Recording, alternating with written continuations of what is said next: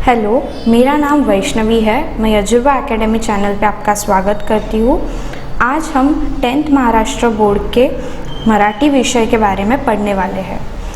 तो हम 3rd chapter पढ़ने वाले हैं जिसका नाम है शाल। शाल का मीनिंग होता है जो हम ठंडियों में ओढ़ने के लिए यूज़ करते हैं, जिसे हम दूसरे भाषा में शॉल भी कहते हैं। तो ये जो चैप्टर है उसके राइटर है राघव जाधव। उनके जन्म की तारीख दी है 1932 से लेकर 2016 तक। इसे अगर हम मराठी में पढ़ेंगे तो है 1932 से 2016। तो हम ये पढ़ेंगे येलो बॉक्स वाला। येलो बॉक्स जो रहता है उसे हम प्रस्तावना कहते हैं। तो हम ये प्रस्तावना पढ़ेंगे। फर्स्ट पैराग्राफ जो दिया है वो फुल जो राइटर है राघव जाधव इनके बारे में दिया हुआ है, और जो सेकंड पैराग्राफ है वो मोस्ट इम्पॉर्टेंट है क्योंकि हम जो चैप्टर में पढ़ने वाले हैं उसके बारे में सब दिया हुआ है। तो हम फर्स्ट पैराग्राफ पढ़ेंगे और मैं तुम्हें एक्सप्लेन कर दूंगी। कवी, समीक्षक, ललित लेखन, साहित्याची जाण आणि बहुयामी समीक्षा वृत्ती ह्यातून त्यांची समीक्षा विकसित झाली।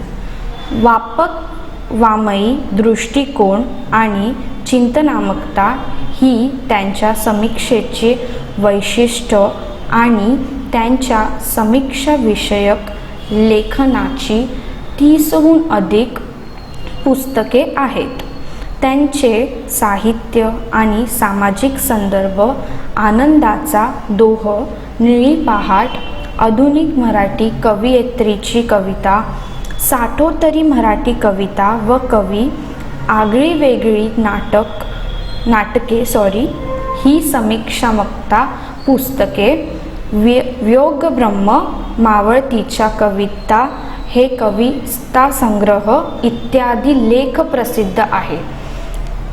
1970 ते 1990 ह्या काळात ते विश्वकोशाच्या संपदात सहभागी होते। तो ये जो पैराग्राफ है वो कवि के बारे में बताया है, राघव जाधव के बारे में। तो उन्होंने बताया है कि राघव जाधव जो थे उनके जो कविता या फिर जो चैप्टर होते थे वो हमेशा ये बताते थे कि वो हमें हमेशा हेल्प करने, मतलब सबको हेल्प करनी चाहिए, और वो हमेशा उनके हर एक कविता में या फिर चैप्टर में वो दया बताते थे कि वो उन्हें किसी भी बात की दया आती है या फिर किसी को के ऊपर भी दया आती है तो हमेशा वो दया खाते थे और मदद करते थे। तो ये सब इनके बारे में बताया है। आगे देखेंगे सेकंड पैराग्राफ हम लोग, जो कि हमें बताएगा कि हम ये चैप्टर में क्या पढ़ने वाले हैं। शाली भोवती असलेल्या लेखकाच्या आठवणी ह्या पाठातून व्यक्त झाल्या आहेत। मतलब ये फर्स्ट लाइन बोली है कि शाली भोवती असलेल्या लेखकाच्या आठवणी, यानी जो शॉल है उसके साथ जो लेखक यानी राघव जाधव उनकी जो यादें हैं वो जुड़ी हुई है और वो यादें उन्होंने हमारे साथ शेयर की है। शाल ही प्रतिकामकता आहे। शालीमुळे येणारी शालीनतेचा संदर्भ अंतर्मुख करनारा आहे। यानी ये जो शाल है हम उसके बारे में फुल चैप्टर पढ़ेंगे। प्रतिकामकता यानी पूरा चैप्टर उसी के बारे में है। शालीमुळे येणारी शालीनता यानी मतलब जो शॉल होती है वो हमेशा किसी को गिफ्ट के तरह दी जाती है या फिर उसका आदर करने के लिए दी जाती है। तो वो उसको उस व्यक्ति को मिलती है जिसे हम बहुत, मतलब जिसके लिए हम बहुत आदर करते हैं उसको हम शॉल देते हैं। तो ऐसा नहीं होता है कि शॉल एक शालीनता बताती है यानी वो बहुत महान है या फिर वो बहुत ग्रेट है ऐसा दिखाती है। तो ऐसा लेखक का कहना बिल्कुल भी नहीं है। पाठातील औदार्याचे उदाहरण हे माणसाची संवेदनशीलता जपणारे आहे। यानी ये जो चैप्टर है उसमें जो भी इंसान से जुड़ी हुई बातें हैं वो संवेदनशीलता जपनारी है। मीन्स वो बहुत जो कि उनके इमोशंस जो है वो क्या करने वाले हैं, जपनारे आहे, जपनारे यानी संभालने वाले हैं। आगे देखेंगे, वस्तूच्या संदर्भातील आठवणीचे मोल महत्त्वाचे असते। वस्तूच्या संदर्भातील महत्त्वाचे मतलब वस्तु यानी जो भी चीज़ रहती है, कोई भी चीज़, तो उसकी जो यादें रहती है वो हमारे लिए बहुत मोल की रहती है, यानी बहुत वैल्यूएबल रहती है और महत्त्वाची यानी बहुत इम्पॉर्टंट रहती है। कोणत्याही निर्जीव वस्तूशी निगडीत असलेले संदर्भ मानवी भावना तरळ ठेवतात। मतलब कोई भी चीज़ यानी कोई भी वस्तु हो वो हमें उसके साथ क्या करके रखती है, अटैच करके रखती है। आगे देखेंगे, वस्तूशी निगडीत कोणतीही आठवण असो अथवा प्रसंग त्याचे मानवी संदर्भाचे स्वार्थाने महत्त्वाचे ठरते। यानी जो भी कोई चीज़ हो उसके साथ जो मानवी यानी मनुष्य की जो भी यादें जुड़ी हुई रहती है वो मतलब यादगार बन जाती है। ये पूरा इस चैप्टर में बताया है। तो पढ़ेंगे हम। एकदा मी पु ल देशपांडे यांच्याकडे काही एका निमित्ताने गेलो होतो। एकदा यानी एक बार, मी पु ल देशपांडे मतलब जो राइटर है राघव जाधव, ये पु ल देशपांडे इनके घर पे गए थे। पु ल देशपांडे भी एक बहुत बड़े फेमस राइटर है, उनके यहाँ पे गए थे निमित्ताने यानी कुछ काम से गए थे। काम झाल्यावर मी निघण्याच्या बेतात होतो तेवढ्यात सुनीताबाईंनी मला थांबवले व विचारले, तुम्हाला शाल दिली तर चालेल काय? तो क्या होता है, तो जब वो लेखक निकलते हैं राघव जाधव, तब उन्हें सुनीताबाई रुकाती है यानी उन्हें शॉल देनी रहती है, इसीलिए वो रुकाती है। तो वो लेखक से पूछती है राघव जाधव से कि मैं तुम्हें शॉल दूंगी तो चलेगा क्या? ये क्वेश्चन सुनीताबाई पूछती है। सुनीताबाई पु ल देशपांडे की वाइफ रहती है। मी एका पायावर हो म्हटले। एका पायावर हो म्हटले यानी जो लेखक थे राघव जाधव, उन्होंने बिना कुछ सोचे समझे हाँ कर दी। पु ल व सुनीताबाई यांनी मला शाल द्यावी हा मला मोठा गौरव वाटला। यानी जो राघव जाधव थे राइटर, उनको पुल देशपांडे और उनके वाइफ की तरफ से शॉल मिली तो उनके लिए बहुत बड़ी गौरव करने की चीज़ थी, मतलब उन्हें बहुत अच्छा लगा। ती शाल मी माझ्या खोलीतल्या सूटकेसमध्ये ठेवून दिली। फिर उन्होंने वो शॉल ली और घर पे जाने के बाद उनके रूम के अंदर एक सूटकेस थी, उसके अंदर रख दी। वापरली मात्र कधीच नहीं, और उन्होंने उस शॉल की यूज़ कभी भी नहीं की, क्योंकि उनके लिए वो प्रेशियस थी।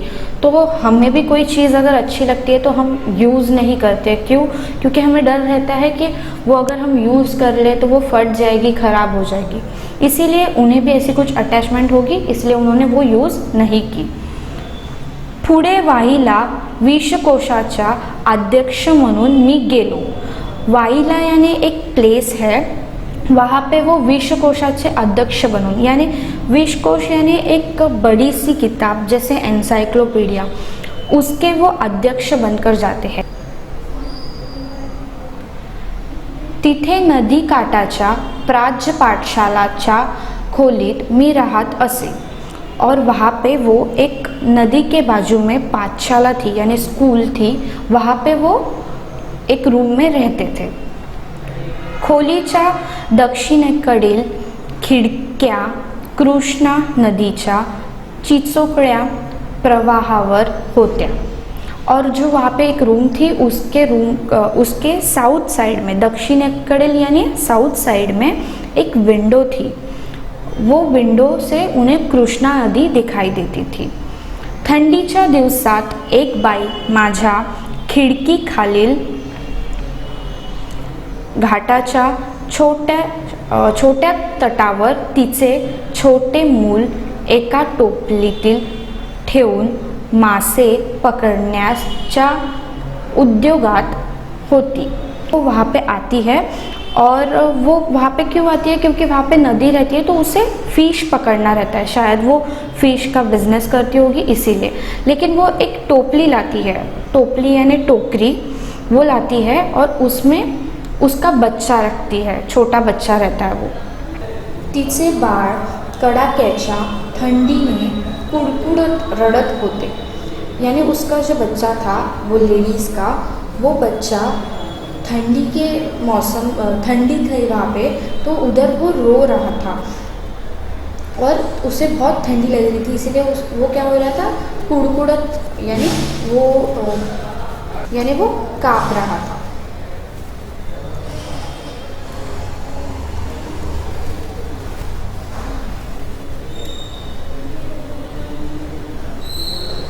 पण आई तिकडे बघतही नव्हती, लेकिन उसकी जो माँ थी वो वहाँ पे देख भी नहीं रही।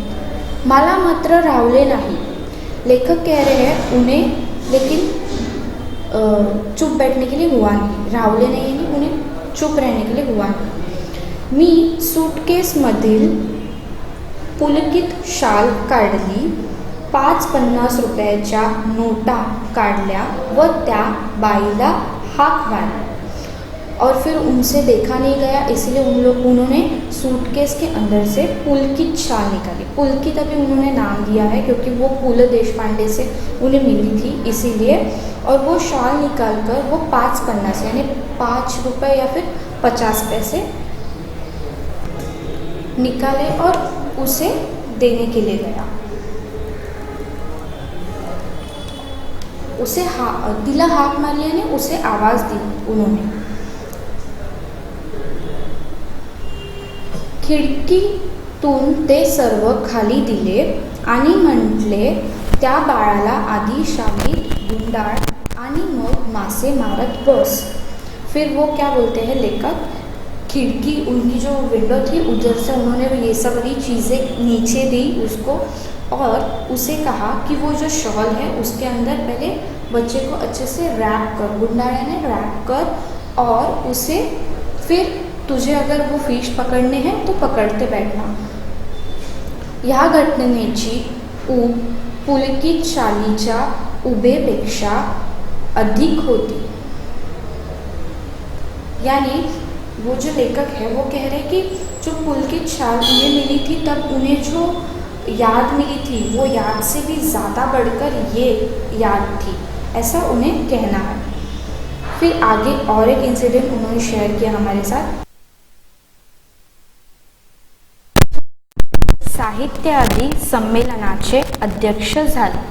कविवर्य यानी बहुत फेमस कवि कौन, नारायण सुर्वे, उनके बारे में बताया है। वो बहुत फेमस होने के कारण वो बहुत सम्मेलन गाजवत यानी सभा सम्मेलन यानी बहुत बड़े बड़ी सभाओं में जाते थे, और गाजवत यानी चलते रहते थे या फिर मशहूर होते थे। पुढे ते साहित्य संमेलनाचे अध्यक्ष झाले, यानी फिर बाद में वो राइटर से एक साहित्य सम्मेलन, ये वो एक संस्था है उसके वो अध्यक्ष भी बने।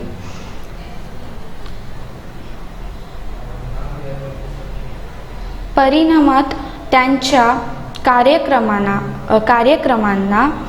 अघोर रात्र भरती असे, यानी उसका जो परिणाम यानी उसका रिएक्शन क्या था कि वो इतने फेमस हो गए तो उनका जो भी सभा रहता था या फिर जो भी प्रोग्राम रहता था, कार्यक्रमाला यानी प्रोग्राम को, अघोरात्रि यानी दिन हो या रात हो, उनके मतलब सभा को गर्दी यानी जो भर्ती, यहाँ पे लिखा है भर्तीच, भर्ती यानी गर्दी, गर्दी को हम लोग हिंदी में बोल सकते हैं बहुत सारी भीड़ बोल सकते हैं हम। तो उनके प्रोग्राम को हमेशा भीड़ ही रहती थी। प्रत्येक कार्यक्रमात सम्मानाची शाल व श्रीफळ त्यांना मिळत राही। और क्या होता था, जब हर एक प्रोग्राम होता था उसमें जो कवि नारायण हैं उन्हें शाल और श्रीफल मिलता था। श्रीफल यानी नारियल, वो उन्हें मिलता ही मिलता था। एकदा ते मला म्हणाले, या शाली घेऊन मी आता शालीन बनू लागलो आहे। फिर क्या होता है, वो राघव जादव जो राइटर है इस चैप्टर के, उनको वो नारायण सुर्वे जो रहते हैं वो बताते हैं कि अभी इतने सारे शाल लेके मैं एक शालीन हो गया हूँ, यानी बहुत महान हो गया हूँ, उन्हें ऐसा लगता है। त्यांच्या बोलण्यातील उपरोधिक खोज माझ्या नव्हे तर कोणाच्याही सहजपणे लक्षात येणारी होती। यानी उनके जो मतलब उन्होंने जो ऐसा कहा था लेखक को, तो उनके बात करने के पीछे एक कुछ हिडन बात थी, मतलब हिडन टॉन्ट की तरह था। तो वो लेखक कह रहे कि वो मुझे क्या मतलब किसी को भी समझ आए ऐसे उन्होंने कहा था।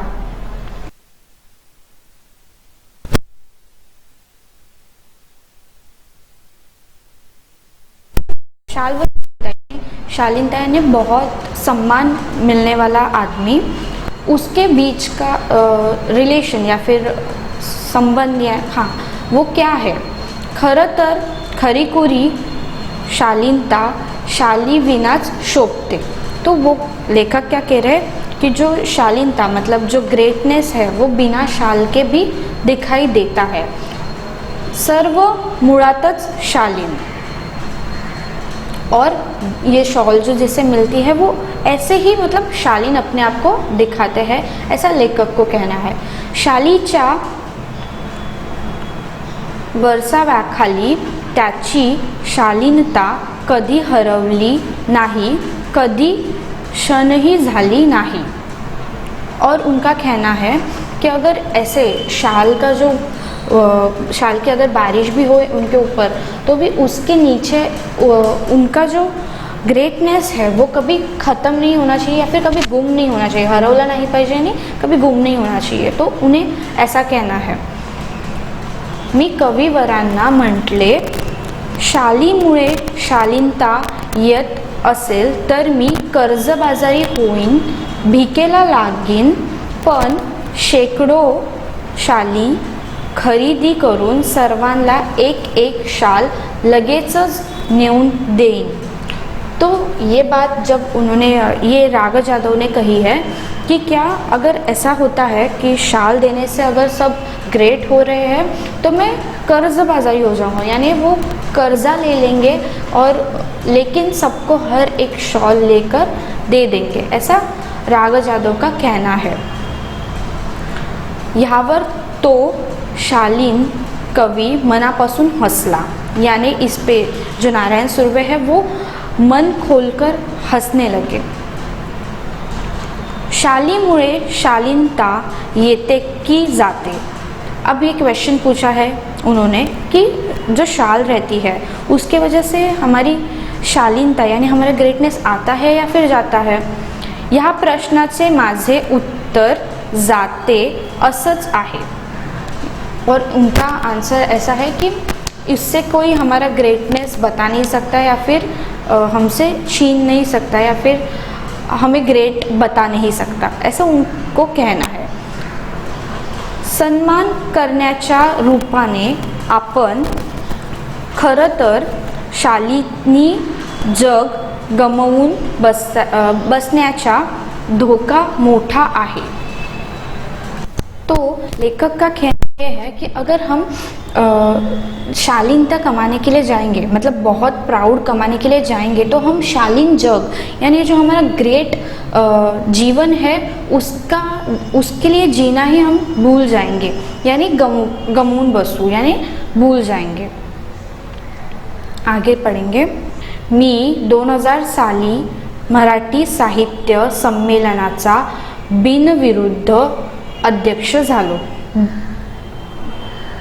मतलब कि 2000 साल जब चालू था तब वो एक साहित्य सम्मेलन वहाँ पे वो क्या हुए एक अध्यक्ष बन गए। बिना विरोध यानी किसी का भी विरोध नहीं था, किसी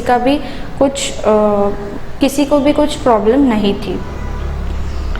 तत्कालीन 1-2 वर्षात माझ्यावर शालींचा वर्सवा झाला, यानी उसके बाद तत्काल यानी उसके बाद फटाक से 1-2 साल में उनके ऊपर शाल यानी शॉल का वर्षाव यानी बारिश हो गई उनके ऊपर, बहुत सारे शॉल उनके पास जमा हो गए।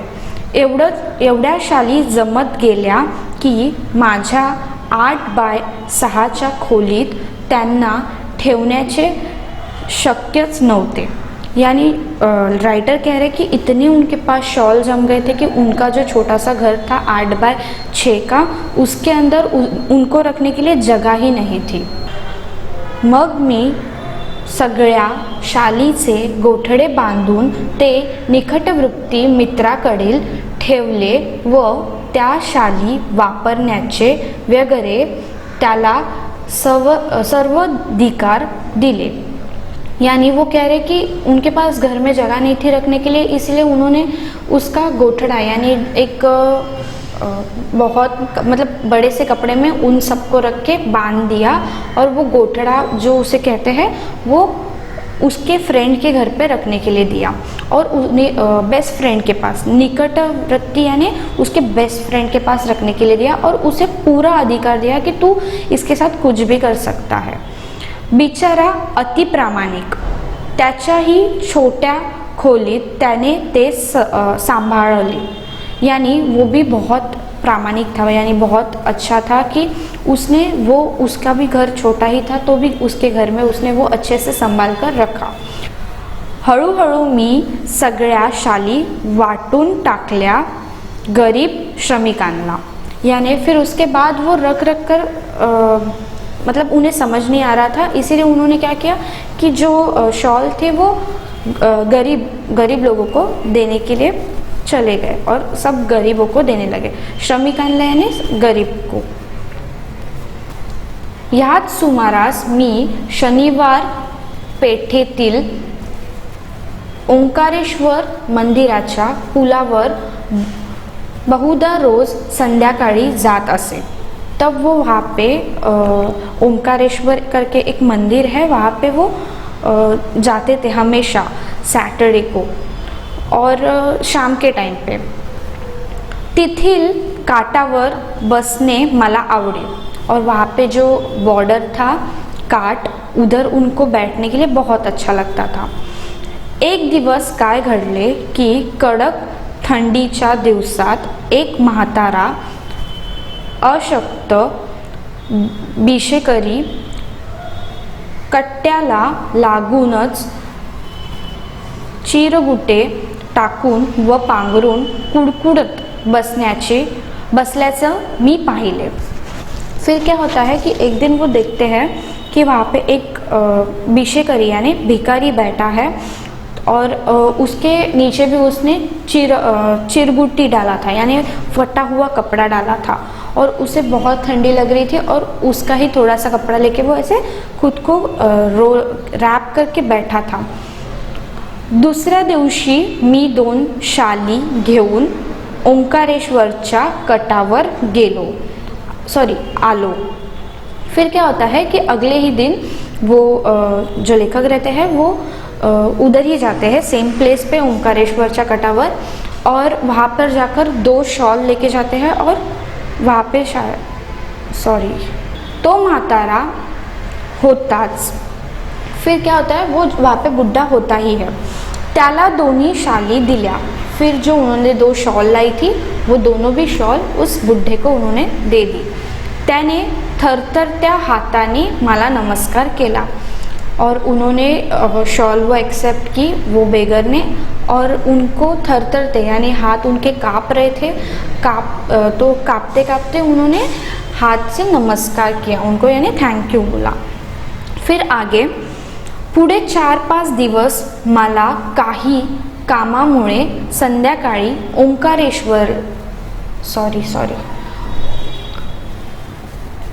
ओंकारेश्वरला जाण्यास उसत लाभली नहीं। फिर क्या होता है राइटर कुछ काम में होते हैं, उसके वजह से उन्हें 4-5 दिन वहाँ पे जाने के लिए मिलता नहीं है। त्यानंतर मी नेहमीप्रमाणे ये जा करत राहिलो। फिर उसके बाद क्या होता है कि वो हमेशा की तरह ओंकारेश्वर के पास आते रहता है, जाते रहता है। मग एकदम त्या बिशेकरी वृद्धाची आठवण आली। फिर उनको बाद में फिर से याद आई कि वो बेगर यहाँ पे बैठता था वो कहाँ है ऐसे। तो नेहमीच्या ठिकाणी नव्हता। फिर क्या होता है वो जो जहाँ पे हमेशा बैठता था मतलब वो बॉर्डर के पास ओंकारेश्वर के, तो वहाँ पे वो नहीं था। तेथील पुलावर चक्कर मारावी म्हणून मी उठलो व पुलावरून चालू लागलो। फिर उनका मन ऐसा किया कि वहाँ पे एक ब्रिज है, पुल यानी ब्रिज, तो उसके ऊपर से उनका राउंड मारने का मन हुआ, तो वो राउंड मारने चले गए वहाँ पे। पुलाच्या जवळपास मध्यावर तो भिक्षेकरी म्हातारा दिसला। फिर क्या होता है, जब वो राउंड मारने जाते हैं तो वहाँ पे उनको जो ब्रिज रहता है वो ब्रिज के बराबर बीच में, मध्यावर यानी बराबर बीच में वो भिक्षेकरी दिखता है, यानी वो बेगर दिखता है।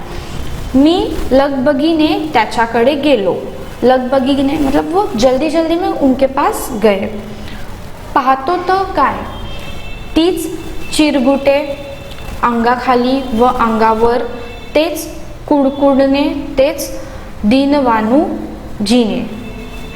फिर क्या होता है, लेखक जाते हैं वहाँ पे और देखते क्या है कि वहाँ पे वो उन्होंने शॉल दी थी वो नहीं है, वो जो फटा हुआ कपड़ा लेकर था बेगर, वही फटा हुआ कपड़ा लेके बैठा है। और वैसे ही वो हमेशा की तरह, उसे जैसे ठंड लग रही है वैसे ठंड लग रही है और वो ठंड से काँप रहा है और वैसे ही वो जी रहा है। फिर उसके बाद मी म्हटले, बाबा तुम्ही मला ओळखले। फिर राइटर पूछता है उनको कि मतलब आपने मुझे पहचाना क्या। त्यांने नकारात मान हलवली। नकारात मान हलवली यानी उन्होंने मतलब जो उनका हेड है वो नॉड किया और कहा, मग मीच म्हटले, बाबा 5-6 दिवसापासून मी तुम्हाला 2 शाली दिल्या होत्या। फिर राइटर जो रहते हैं वो क्या कहते हैं कि मैं 5-6 दिन पहले आया था और तुम्हें मैंने शॉल दी थी, 2 शॉल दी थी, आठवते।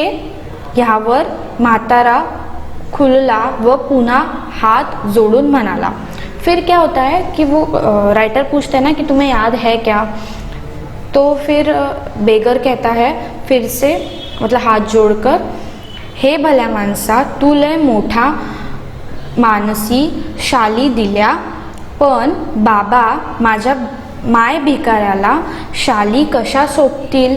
फिर वो जो रहता है वो बहुत ही मराठी मतलब गांव के स्टाइल में मराठी बोल रहा है, इसीलिए उसने इस लैंग्वेज में बोला है कि तुम बहुत भले हो, तुम बहुत ग्रेट हो और बड़े हो, लेकिन आपने मुझे शाल दी, लेकिन मैं तो बेगर हूँ, तो मुझे ये शॉल क्या करनी है, मुझे थोड़ी सूट करने वाली है ये शॉल।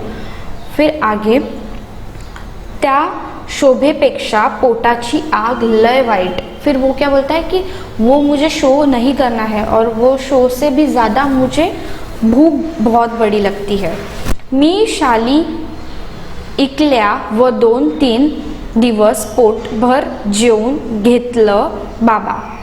फिर वो क्या बोलता है कि तुमने जो शॉल दी थी वो शॉल मैंने बेच दी है और बेचकर मैंने उसके बदले में 2-3 दिन अच्छे से पेट भरकर खाना खाया है। आमचे हे असले बिखट जीने। फिर क्या बोलता है कि हमारा ऐसा ही जीवन है, कैसा, दुखदायक। बिकट यानी दुखदायक। तुझी लय उपकार आहेत बाबा। फिर वो क्या बोलता है कि तुम्हारे बहुत उपकार हैं हमारे ऊपर, मतलब बहुत मदद हुई तुम्हारी, क्योंकि तुमने शॉल दी थी। शालीची शोभा आणि ऊब व पोटाची आग आणि अन्नाची ऊब। वो फिर क्या कहता है कि तब से लेखक को समझ आया कि शाल जो है वो अपने पेट की भूख नहीं मिटा सकती, वो सिर्फ ग्रेटनेस ऐसे ही दिखा सकती है, लेकिन किसी के पेट की भूख नहीं मिटा सकती, ऐसा लेखक को लगा। भुकेलेल्यास अन्न द्यावे, तहानलेल्यास पाणी द्यावे आणि हेही जमले नाही तर अभंग यांना सन्मानाच्या शाली तरी द्याव्यात। तो राइटर क्या कहते हैं कि जो भूखा रहता है उसे अन्न यानी फूड देना चाहिए, और जो प्यासा रहता है, तहान लेला से नहीं, जो प्यासा रहता है उसे पानी मतलब पानी देना चाहिए। और ये भी नहीं जमेगा अगर हे ही जमलं नहीं, मतलब ये भी नहीं जमेगा अगर तुम्हें तो जो बेगर्स लोग रहते हैं उन्हें तुम्हें जो सम्मान में शॉल मिली रहती है वो तो दे दो, ऐसा लेखक का कहना है। मतलब उसे बेचकर वो कुछ पैसे ले ले और खाना खा ले, तो उन्हें ऐसा कहना है। Thank you.